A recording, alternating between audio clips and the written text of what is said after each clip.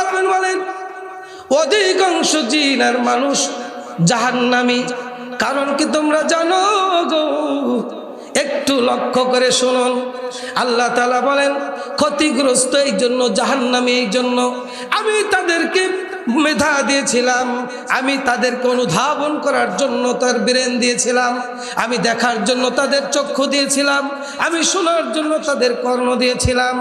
এগুলি দেওয়ার পরে এইগুলি দিয়ে যেই জিনিসগুলি তার করার দরকার ছিল, মুয়াজ্জিন যখন আজান দিবে আসসালাতু খায়রুম মিনান নাওম, ঘুম হইতে নামাজ ভালো গো, তো জলদি করে উঠে যাও, ঘুম থেকে নামাজ ভালো, নামাজের জন্য উঠে যাও। এবার কৃতজ্ঞ যারা থাকবে, আল্লাহ কৃতজ্ঞ বান্দা যারা হবে, এরা আরামের ঘুমকে লাথি মেরে আল্লাহর হুকুমকে পালন করার জন্য কোন শীতের ভিতর থেকেও মুয়াজ্জিনের ডাকে সাড়া দিয়ে মসজিদের দিকে দৌড় মারবে। গ্রীষ্মের কঠিন দুপুরেও মুয়াজ্জিন যখন আজান দেবে আসসালাতু খায়রুম মিনান নাওম, আসো ও আল্লাহর বান্দারা, আর ঘুমাইয়া থেকো না, নামাজের জন্য চলে আসো। এবার এই বান্দাগুলি যখন মসজিদের দিকে ধাবিত হয়, আল্লাহর কৃতজ্ঞতা প্রকাশ পায়। যখন সে দৌড় দেয় না, মসজিদের দিকে ধাবিত হয় না, অকৃতজ্ঞ বান্দার পরিচয় দেয়। মুয়াজ্জিন ডাকে আসো, ঘুম হইতে নামাজ ভালো, আর আমরা করি কি? মুয়াজ্জিনকে জানাইয়া দেয় ও মুয়াজ্জিন তুমি যেই কথা বলেছো এটা ভুল। তার মানে হলো ঘুম থেকে নামাজ ভালো না, নামাজ থেকে ঘুম ভালো। নাউযুবিল্লাহ। আল্লাহুম্মা সাল্লি আলা মুহাম্মাদিন ওয়া আলা আলি মুহাম্মাদ কামা সাল্লাইতা আলা ইব্রাহিম ওয়া আলা আলি ইব্রাহিম ইন্নাকা হামিদুম মাজিদ। আল্লাহুম্মা বারিক আলা মুহাম্মাদিন ওয়া আলা আলি মুহাম্মাদ কামা বারাকতা আলা ইব্রাহিম ওয়া আলা আলি ইব্রাহিম ইন্নাকা হামিদুম মাজিদ। বালাগাল উলা বিকামালিহি কাশাফাত দুজা বিজামালিহি হাসনাত জামিউ খিসালিহি সাল্লু আলাইহি ওয়া আলিহি। উঠিল কাবায় নব ধনিয়া জানের, ভাঙ্গিল ঘুমের ঘর সারা জাহানে। উঠিল কাবায় নব ধনিয়া জানের, ভাঙ্গিল ঘুমের ঘর সারা জাহানে। লুটে লাখ মানতর যাও বল, হেরিয়া খোদার শেষ বার্তা বাহি। বালাগাল উলা বিকামালিহি কাশাফাত দুজা বিজামালিহি হাসনাত জামিউ খিসালিহি সাল্লু আলাইহি ওয়া আলিহি। মাওলা পাকের জিকির করি লা ইলাহা ইল্লাল্লাহ জোরে।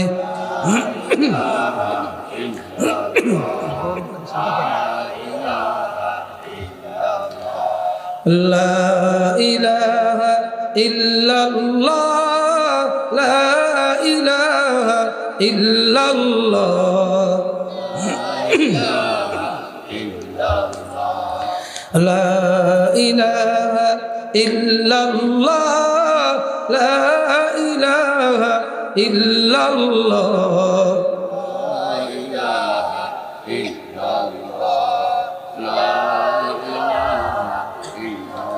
জিকির করেন মূসা নবী,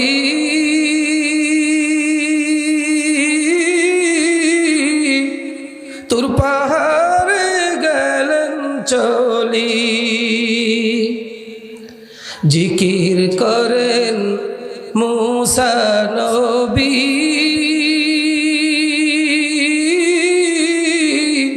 তুর পাহাড়ে চলি। খোদার নূরে নবী মুসা জ্বলে না, হমেশা জিকির কর মুমিন, গাফেল হইও না। লা ইলাহা ইল্লাল্লাহ, জোরে আল্লাহ ইলাহা ইল্লাল্লাহ, লা ইলাহা ইল্লাল্লাহ,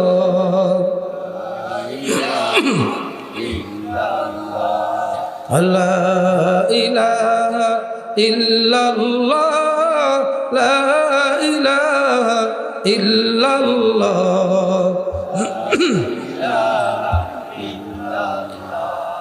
লা ইলাহা ইল্লাল্লাহ মুহাম্মাদুর রাসূলুল্লাহ সাল্লাল্লাহু আলাইহি ওয়াসাল্লাম। বারাশিয়া মেজো জেলা হাওলাদার বাড়ির উদ্যোগে প্রথম বার্ষিক ওয়াজ মাহফিল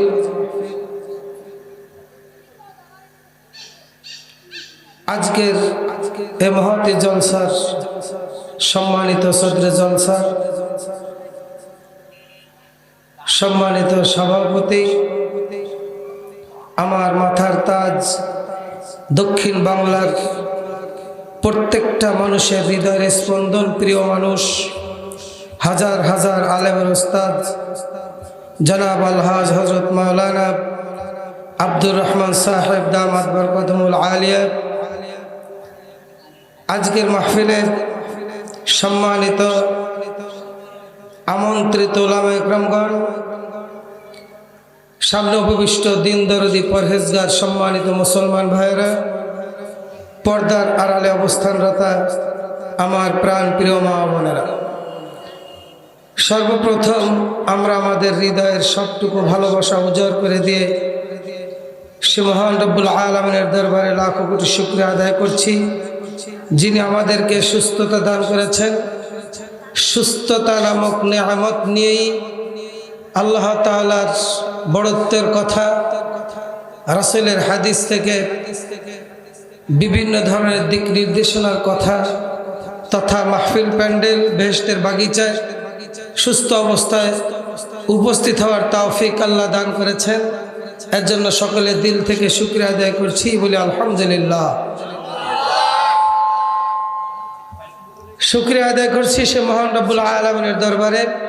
কিছুদিন আগে কনকনে শীত ছিল, তখনও কিন্তু মাহফিল হয়েছে। সে কনকনে মাহফিলের ভেতরে অনেক প্যান্ডেলে মানুষের উপচে পড়া ভিড় ছিল। আর এখন পরিবেশটাকে আল্লাহ তাআলা আমাদের অনুকূলে এনে দিয়েছেন। ওই সময় যে মানুষ মাহফিলে আসছিল বা ঠান্ডাকে উপেক্ষা করে বসেছিল, তার তুলনায় আজকে লোক বেশি হওয়ার কথা না কম? বলেন, বেশি হওয়ার কথা না? তো তারপরে আল্লাহর কাছে শুকরিয়া আদায় করবো। এই জন্য দিনের কথা শোনার জন্য আসার মতন তৌফিক আল্লাহ সবাইকে দেন না। আল্লাহ যাদেরকে দেন তারাই আসতে পারে। তো এজন্য দিল থেকে খুশির আওয়াজে একটা শুকরিয়া আদায় করব, যেহেতু আল্লাহ তাআলা আমাদেরকে আসার তৌফিক দিয়েছেন। এখানের একটা কথা প্রত্যেকটা আলেম, প্রত্যেকটা বক্তা কোরআন এবং হাদিসের আলোকে যে আলোচনা করবে, এক একটা কথার বিনিময়ে 60 বছর অথবা 70 বছর অথবা 80 বছরের নফল ইবাদতের সব আল্লাহ তাআলা তার বান্দার আমলনামায় লিখে দেন। নেকির দরকার আছে না নাই? জোরে বলেন, নেকির দরকার আছে না নাই? আমার আগের বক্তা বলছে একটা নেকির যে কত দাম, এই একটা নেকির যে কত দাম, এই কথা বুঝাইতে গিয়ে আমি একটা উদাহরণ দিয়ে বুঝাই। উদাহরণটা হলো, গভীর রাত্রে সমুদ্র যাত্রা শুরু হলো। নদীর মাঝখানে যাওয়ার পরে বিশাল ঝড়ো হাওয়া শুরু হয়ে গেল। ঝড়ো হাওয়ার প্রচন্ড ঝড়ো হাওয়ার কারণে জাহাজ টালমাতাল হয়ে গেছে, পড়ে যাবে, ডুবে যাবে যে কোনো অবস্থায়। ভিতরে যত প্যাসেঞ্জার ছিলেন সবাই আল্লাহ তাআলার নামের জিকির শুরু করে দিছে, আল্লাহ আজকে আর বোধহয় বাঁচবো না। এরকম করতে করতে হঠাৎ করে জাহাজ তলাইয়া গেল। এখন ওই জাহাজের ভিতর থেকে যারা বের হতে পারছে, নদীর স্রোত কোন দিক যায়, বাড়ির দিক নাকি অন্য দিক, কুল কি সুন্দরবনের দিক নাকি শরণখোলার দিক, এপার না ওপার, ওই অন্ধকার রাত্রে বোঝারও কায়দা নাই। ঢেউ, মারাত্মক ঢেউ বাতাসের কারণে এর ভিতর থেকে বাঁচার চেষ্টা করবে না করবে বলেন? করবে না সবাই? এই বাঁচার চেষ্টার জন্য সাঁতার কাটতেছে, যুদ্ধ করতেছে পানির সাথে। এই কঠিন মুহূর্তে আল্লাহ ছাড়া আর কোনো আপন আছে নাকি? কেউ?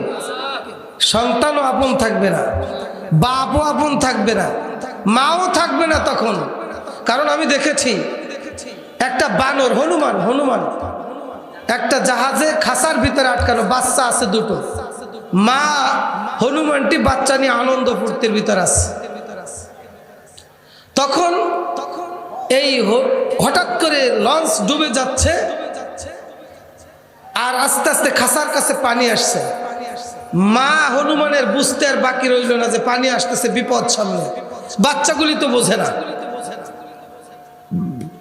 পানি হতে হতে খাসার ভিতরে এসে গেছে, আরো বাড়ছে। তখন বাচ্চা দুটি তলিয়ে যাবে, এমন মুহূর্তে মা হনুমানটি বাচ্চা দুটোকে দুহাত দিয়ে উপরের দিকে জাগায় রাখছে। খাসার উপরে কত দূর জায়গায় রাখতে পারবে?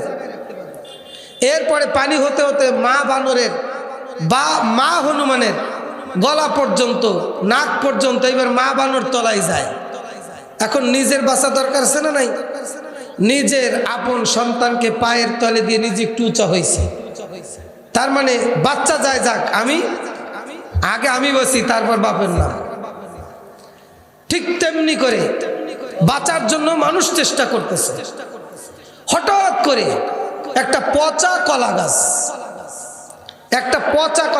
একটা কলা গাছে যদি কলা ধরে, কলা পাকার পরে, সেই কলা কাটার পরে ওই কলা গাছটার কি আর কোনো দাম আছে ভাই? সমেলি নিয়ে যাওয়া লাগবে না? ফাড়ানো লাগবে না? কোনো কাজ নাই, পচে গলে নষ্ট হয়ে যায়, ঠিক না? আর কোনো মূল্যই নেই আমাদের কাছে। কিন্তু নদীর ওই ঢেউয়ের তালে তালে প্রাণ বাঁচানোর তাগিদে যুদ্ধ করছে তো করছেই। হঠাৎ করে একটা পচা কলা গাছ ভেসে আসছে। এই পচা কলা গাছটা সে জড়াইয়া বুকের তলে নিয়ে সাঁতার কাটতেছে। এখন কি তার একটু বাঁচার আর একটু অবলম্বন বাড়লো কিনা বলেন? ওই সময় ওই রকম বিপদে যে পড়বে, তার কাছে ওই কলা গাছটার কয় কোটি টাকা দাম ভাই? কোন টাকা দিয়ে শেষ করতে পারবে? কিয়ামতের মুসিবতের দিন লক্ষ কোটি কোটি মানুষ থাকবে। এর ভেতরে দেখা যাবে কারো গুনার কারণে হাঁটু পানি থাকবে, কারো গুনার কারণে মাজা পানি থাকবে, কারো গুনার কারণে গলা পানি হয়ে যাবে, কারো গুনার কারণে ঠাই পাবে না, সাঁতার কাটতে থাকবে। ওই কঠিন মুহূর্তে একই জায়গায় কিছু লোক হাসি খুশির ভিতরে থাকবে, তাদের হাঁটু পর্যন্ত পানি হবে না, টেনশনের কোনো ব্যাপারও তাদের ভিতরে থাকবে না। ওই কঠিন মুহূর্তে আল্লাহু আকবার, আল্লাহু আকবার, তারা হাসি খুশির ভিতরে থাকবে।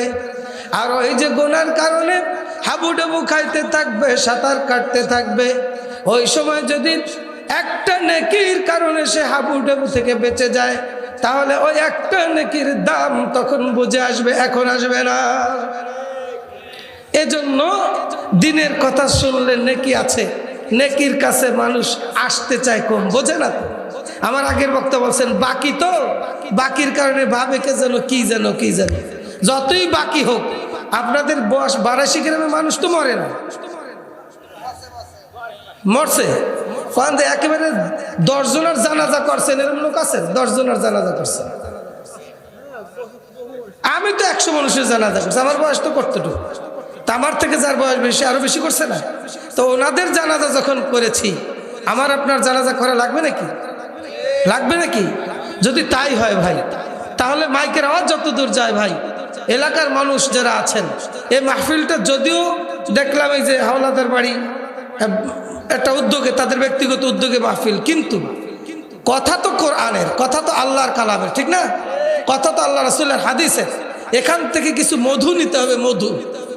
হুজুর বলে গেছেন আমার আগে যে একজন হুজুরের কাছ থেকে এক একটা আমল যদি নিতে পারি, আর এই আমলগুলি যদি ধরে রাখতে পারি, আল্লাহ রাসূল হাদিসে বললেন আখলিস দীনাকা ইয়াকফিকাল আমালুল কলিল, অল্প আমল নাজাতের জন্য যথেষ্ট হয়ে যাবে। এজন্য প্রিয় ভাইরা আমার, মাইকের আওয়াজ যত দূরে যায়, আমি তো বক্তা না, একজন তক্তা। আমার পরে যে সুন্দর সুন্দর বক্তা আছেন, বক্তৃতা করবেন, আলোচনা করবেন, তাদের নেক মুখের কথা শোনার জন্য, দুনিয়া আখিরাতের পথ এবং পাথেয় নেওয়ার জন্য তাড়াতাড়ি করে চলে আসেন। আজকের মাহফিলকে উসিলা করে হয়তো আল্লাহ তাআলা এলাকাবাসীর কবর আযাব মাফ করে দিতে পারেন, হয়তো আমাদের যাদের গুনার সাগরে হাবুডুবু খাচ্ছি, আল্লাহ আমাদের গুনাহ মাফ করে দিতে পারেন। এর জন্য প্রিয় ভাইয়েরা আমার, সবাই মাহফিল প্যান্ডেলে চলে আসেন। আমি আপনাদের সম্মুখে 30 পারার ভেতর থেকে সূরা আবাসার 17, 18 নম্বর 19 নম্বর আয়াত তেলাওয়াত করেছি। মূলত যে সময়ের ভিতরে আলোচনা করা সম্ভব না, তারপরেও যেহেতু ভাবছি আলোচনা করবো, একটা আসি গেছে আর একটা স্টেজে ওঠার পরে, তো যখন আয়াত আল্লাহ তাআলা আমার মুখ থেকে বের করে দিয়েছেন, এখান থেকে কিছু কথাও যেন আল্লাহ এমনভাবে বের করে দেন যেই কথা আমার আমল করা সহজ হয়, আপনারা আমলের জিন্দেগি খুঁজে পান, জিন্দেগি গড়তে পারেন। আল্লাহ যেন সেই তৌফিক দান করেন। সকলে বলি আমিন। বলেন, পৃথিবীতে যত মাখলুক সৃষ্টি করেছে আল্লাহ, এই সমস্ত মাখলুকের ভিতর শ্রেষ্ঠ মানুষ, শ্রেষ্ঠ মাখলুক কারা ভাই? জোরে বলেন, মানুষ। আবার এই শ্রেষ্ঠ মাখলুকের ভিতরে আবার পার্থক্য আছে। বলেন, কাফের আছে না পৃথিবীতে? ইহুদি আছে না? খ্রিস্টান, বৌদ্ধ, হিন্দু, আবার আমাদের দেশে চাকমা টাকমাও আছে না? আবার মুসলমানও আছে না নাই? আমরা কি? জোরে বলেন, আমরা কি? মুসলমান। আমরা মুসলমান হয়েছি কিভাবে? আমাদের জন্মসূত্রে, আমাদের পূর্বপুরুষ মুসলমান, আমার বাপ দাদা মুসলমান, সেই ঘরে জন্ম নিছি বলেই আমরা মুসলমান। বলেন, আল্লাহর কাছে না চাইতেই আল্লাহ তাআলা মুসলমানদের ঘরে পাঠাইছেন। পৃথিবীর শ্রেষ্ঠ ধর্ম ইসলাম, পৃথিবীর শ্রেষ্ঠ মাখলুক হলো মানুষ, আর শ্রেষ্ঠ মাখলুকের ভিতরে শ্রেষ্ঠ হিসেবে মুসলিমের ভিতরে আমাকে আপনাকে আল্লাহ তাআলা পাঠাইছেন। এজন্য সবাই খুশি না বেজার ভাই? জোরে বলেন তো, খুশি না বেজার? সবাই খুশি। মুসলমানের ভিতর পাঠাইলেন, হলাম মুসলমান। শুধু তাই দিয়ে আমাদেরকে শেষ করে নাই। বলেন তো, আমরা কোন নবীর উম্মত?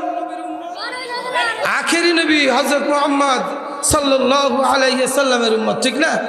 ঠিক না? আল্লাহর নবী সবার শেষে আসছেন। আল্লাহ তাআলা যত নবী, পয়গম্বর, রাসূল পৃথিবীতে প্রেরণ করেছেন, তার ভেতরে শ্রেষ্ঠ পয়গম্বর, শ্রেষ্ঠ নবী, শ্রেষ্ঠ রাসূল কে? আপনারা বলেন।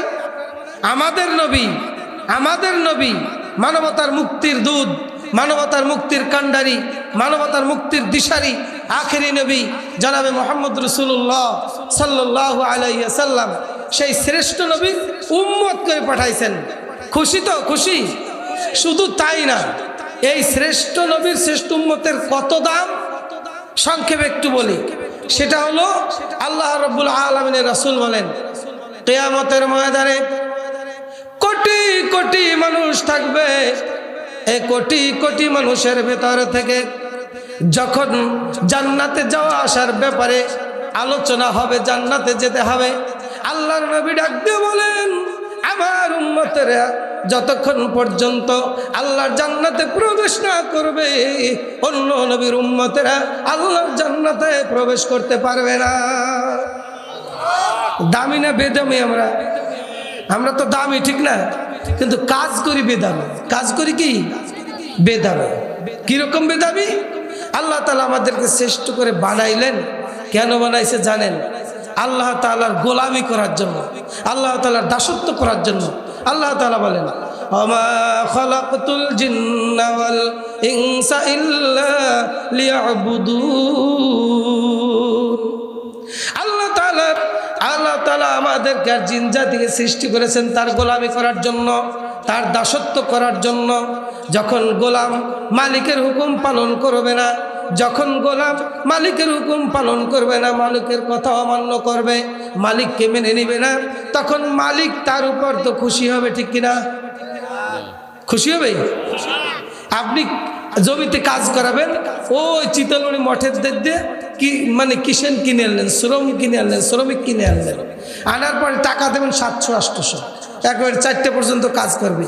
সে যদি ঘন ঘন বসে, 1 আটি এনে 3 এটি জিড়ে, তাহলে কি আপনার খুশি হবেন না? হ্যাঁ বেটা, তোর টাকা দি খালি তুই কাজ করিস না, কালকের থেকে আসবি না। এবার টাকা দেওয়ার সময় জুলুগুলু করবে মালিক, তুই কাজ করিস না, তোর 500-700 দেবো না, 500 দিতে হবে।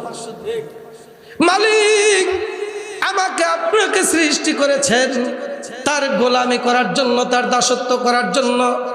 যখন মানুষ এগুলি থেকে মুখ ফিরাইয়া রাখে, আল্লাহ তখন বলেন ইন্নাল ইনসানা লিরাব্বিহি লাকানুদ।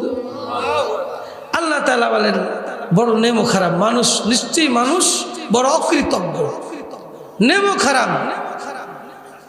এই নেমো খারাপ কারে কা জানেন? ফার্সিতে একটা প্রবাদ আছে, নেমক খুরদি নেমক দারা শিকস্তি। নুন খাইয়ে নুনের বাটি, বাংলায় বলতেছি, নুন খাইয়ে নুনের বাটি ভেঙে ফেলে। কি কন এরে আমরা কি কই? নেমো খারাপ।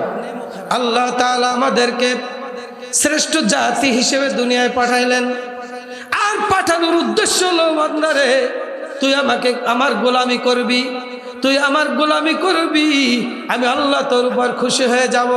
বান্দা যখন গোলামির নিয়তে সিজদায় মাথাটাকে লুটায়া দেয়, বান্দার সিজদার কারণে আল্লাহ তাআলা তার হাবিবকে জানায় দিলেন, হাবিব জানায় দেন একটা সিজদার বিনিময় বান্দার আমলনামায় আল্লাহ রাব্বুল আলামিন কত নেকি দেয় তোমরা কি জানো?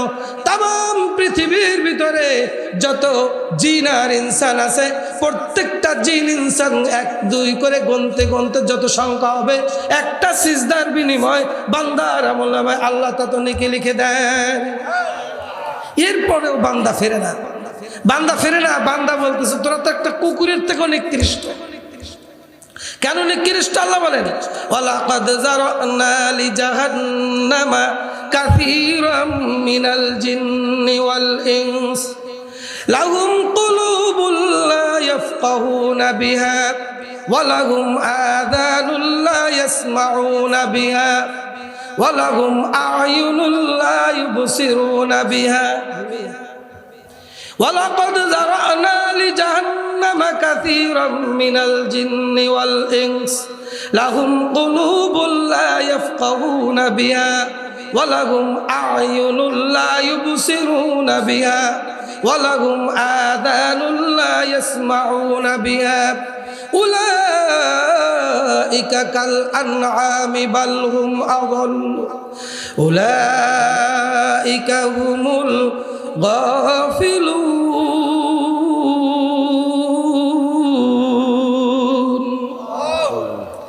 আল্লাহ রাব্বুল আলামিন বলেন অধিকাংশ জিন আর মানুষ জাহান্নামী। কারণ কি তোমরা জানো গো?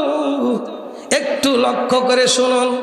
আল্লাহ তাআলা বলেন ক্ষতিগ্রস্ত এই জন্য, জাহান্নামী এই জন্য আমি তাদেরকে মেধা দিয়েছিলাম, আমি তাদেরকে অনুধাবন করার জন্য তার ব্রেন দিয়েছিলাম, আমি দেখার জন্য তাদের চক্ষু দিয়েছিলাম, আমি শোনার জন্য তাদের কর্ণ দিয়েছিলাম। এগুলি দেওয়ার পরে এইগুলি দিয়ে যেই জিনিসগুলি তার করার দরকার ছিল, মুয়াজ্জিন যখন আজান দিবে আসসালাতু খায়রুম মিনান নাওম, ঘুম হইতে নামাজ ভালো গো, তো জলদি করে উঠে যাও, ঘুম থেকে নামাজ ভালো, নামাজের জন্য উঠে যাও। এবার কৃতজ্ঞ যারা থাকবে, আল্লাহ কৃতজ্ঞ বান্দা যারা হবে, এরা আরামের ঘুমকে লাথি মেরে আল্লাহর হুকুমকে পালন করার জন্য কোন শীতের ভিতর থেকেও মুয়াজ্জিনের ডাকে সাড়া দিয়ে মসজিদের দিকে দৌড় মারবে। গ্রীষ্মের কঠিন দুপুরেও মুয়াজ্জিন যখন আজান দেবে আসসালাতু খায়রুম মিনান নাওম, আসো ও আল্লাহর বান্দারা, আর ঘুমাইয়া থেকো না, নামাজের জন্য চলে আসো। এবার এই বান্দাগুলি যখন মসজিদের দিকে ধাবিত হয়, আল্লাহর কৃতজ্ঞতা প্রকাশ পায়। যখন সে দৌড় দেয় না, মসজিদে মসজিদের দিকে ধাবিত হয় না, অকৃতজ্ঞ বান্দার পরিচয় দেয়। মুয়াজ্জিন ডাকে আসো ঘুমাইতে, নামাজ ভালো। আর আমরা করি কি, মুয়াজ্জিনকে জানাইয়া দেই ও মুয়াজ্জিন তুমি যেই কথা বলেছো এটা ভুল। তার মানে হলো ঘুম থেকে নামাজ ভালো না, নামাজ থেকে ঘুম ভালো না। আউযুবিল্লাহ। একটা কুকুর সেও মালিককে চেনে, একটা কুকুর সেও মালিককে চেনে। রাত্রিবেলায় মালিক বাড়ি আসছে, মালিকের পায়ের প্রত্যেকটা পায়ের ধ্বনি, প্রতিধ্বনির যেই প্রতিধ্বনি যেটা হয় সেটাও কানে শুনতে পায়, কুকুরে বোঝে যেটা আমার মালিক এসেছে। দেখবেন মালিক যদি পা রাখে ডাকে না, বরং আস্তে আস্তে করে তার কাছে যায়, কানটাকে নিচু করে দিয়ে চোখ মিনিমিনি করে তাকাইয়া মালিকরে আনতে যায়, মালিক কোথায় ছিলেন আসেন। আর যদি অপরিচিত একটা লোক হয়, সুন্দর ব্যবহার করে না, কথা বলে না, সুন্দর ব্যবহার করে তো বরঞ্চ তাকে দাবড়াইয়ে দেওয়ার চেষ্টা করে, ঠিক কিনা? এইবার এই কুকুরটা মালিকের কয়, মালিক আপনি ঘুমান, এত শীতের ভিতরে আপনি সজাগ থাকেন না, আপনি ল্যাপের তলে চলে যান, আপনি ঘুমান, পাহাড় দেওয়ার দায়িত্ব আমার, আপনার খাই আপনার পড়ি। আচ্ছা কুকুরকে তো প্রত্যেকদিন স্বর্ণ খাওয়ায়, তাই না ভাই? কথা কানা বোঝেন না আমার কথা? কুকুরকে কি খায়? গোশ, পোলাও, উচ্ছিষ্ট কিছু খাবার, অতিরিক্ত কিছু খাবার কুকুরকে খাওয়ায়, ঠিক না? এই খাবার খাওয়ায় পেট ভরেও খেতে পারে না, এরপরেও মালিকের গোলামি ছাড়ে না, মালিকের গোলামি ছাড়ে না, বরং মালিককে বলতেছে, মালিক রে আপনি ঘুমান, পাহারা দেওয়ার দায়িত্ব চোর আসলে আমি দেখবো না। মালিক নাক টেনে ঘুমায়, মালিক নাক টেনে ঘুমায় আর পাহারা দেয় কুকুরে, তাই না?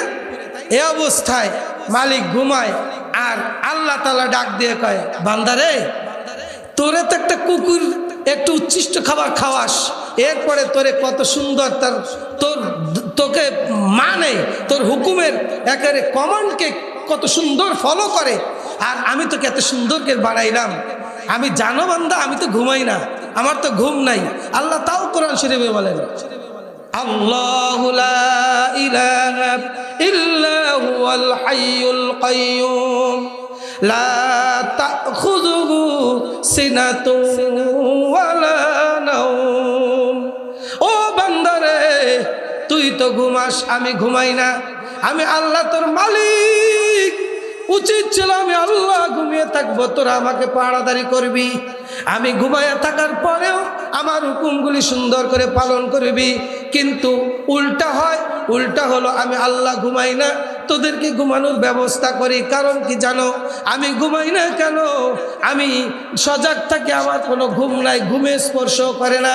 কারণ আমার বান্দা যখন বিপদে পড়ে যাবে গো, ওই বিপদের সময় যখন বান্দা ডাক দিবে আল্লাহ, সবাই একটু চিৎকার বলেন আল্লাহ, হয় নাই জোরে বলেন আল্লাহ। বান্দা যখন ডাক দিবে আল্লাহ, আমি আল্লাহ বান্দার ডাক শুনে স্থির থাকতে পারি না। মা বাবু তো ডাক শুনবে না, তোকে তাড়াই দিতে যাবে, কিন্তু আমি আল্লাহর এত মায়া গো, আমি আল্লাহ আমার এত দয়া গো, তুই যখন ডাকবি, বান্দার ডাকার পরে বান্দার ডাকে আল্লাহ সাড়া দেয়, লাব্বাইক ইয়া আবদি। আপনারা ঘটনা শুনছেন, এক ভূত পূজক 30 বছর ধরে ভূতের পূজা করে, সনাম সনাম করে ডাকে। টাইম শেষ, 2 মিনিট। সনাম সনাম করে ডাকতেছে, এই সনাম সনাম করে ডাকতে ডাকতে ডাকতে 30 বছর হয়ে গেছে, কখনো সনাম আর ডাক শোনে না। খেয়াল করেন, খেয়াল করেন, কখনো সনাম আর ডাক শোনে না। হঠাৎ করে মুখের থেকে, জবানের থেকে স্লিপ করে, মনের ভুলে, মনের অজান্তে এই ব্যক্তির মুখ থেকে বের হয়ে গেল সমাদ। সমাদ কোথায় নাম আছে ভাই? কোন সূরার ভিতরে? হ্যাঁ পড়েন তো, বিসমিল্লাহির রহমানির রহিম, কুল হুয়াল্লাহু আহাদ আল্লাহুস সামাদ। আছে তো, লাম ইয়ালিদ ওয়া লাম ইউলাদ ওয়া লাম ইয়াকুল লাহু কুফুয়ান আহাদ। সমাদ বলে ডাক দিয়েছে। 30 বছর ধরে ভূতের পূজা করেছে। আমার ছেলে যদি আমাকে ইনকাম করার বয়সে ইনকাম না করে খাওয়ায়, বরং উল্টা পাল্টা করে, মা বাবার ভালো লাগে? কি কয়? মা বাবার খারাপ লাগে, বেশি বেশি সন্তানকে বলে, এক পর্যায়ে আলাদা বা জুদা করে দেয়, তোর কামাই তুই খা, তোর আমার কামাই খাওয়া লাগবে না। আমার আল্লাহ এমন দয়ার মালিক। এবার 30 বছরের ওই ভূত পূজকের ডাকে ভুল করে ডাক দেছে সমাদ। আল্লাহ সমাদ ডাক দেওয়ার সাথে সাথে আল্লাহ বলে, লাব্বাইক ইয়া আবদি, ও বান্দারে তুই আমাকে ডাকো কেন, আমি হাজির। এজন্য আল্লাহ তাআলা বলেন, মানুষ বড় অকৃতজ্ঞ। কুকুরটাও মালিকের ঘোষণা শোনে, কুকুরটাও মালিকের তাবেদারি করে। তোরা আমার তাবেদারি করিস না, এরপর আমি তোদেরকে ধ্বংস করে দেই না। ধ্বংস করি না কেন? তুই কি জানো আমি আল্লাহ, আমার বড় দয়া, আমার বড় মায়া। এজন্য আল্লাহর এক পাগল বলেন, খবর শেষ করে দিছি আজকে শেষ। তো সে পাগল কি বলতেছেন, তোমাকে ডাকি যদি একবার আল্লাহ, আমাকে কাছে টানো বারবার। বলেন সবাই, তোমাকে ডাকি যদি একবার আল্লাহ, আমাকে কাছে টানো বারবার, আমাকে কাছে টানো বারবার, আমাকে কাছে টানো বারবার। আসসালামু আলাইকুম ওয়া রাহমাতুল্লাহি ওয়া বারাকাতুহু। বোয়ালিয়া মাদ্রাসা একটু খিদমত করি। আগামী বৃহস্পতি শুক্র 2 দিন 5 ফেব্রুয়ারি মাহফিল, বাৎসরিক মাহফিল, সবার দাওয়াত। ইনশাআল্লাহ যাবেন তো ভাই? আমার আলতাফ ভাই যাবে এবং আপনারা সবাই যাবেন ইনশাআল্লাহ। আল্লাহ সবাইকে কবুল করুক।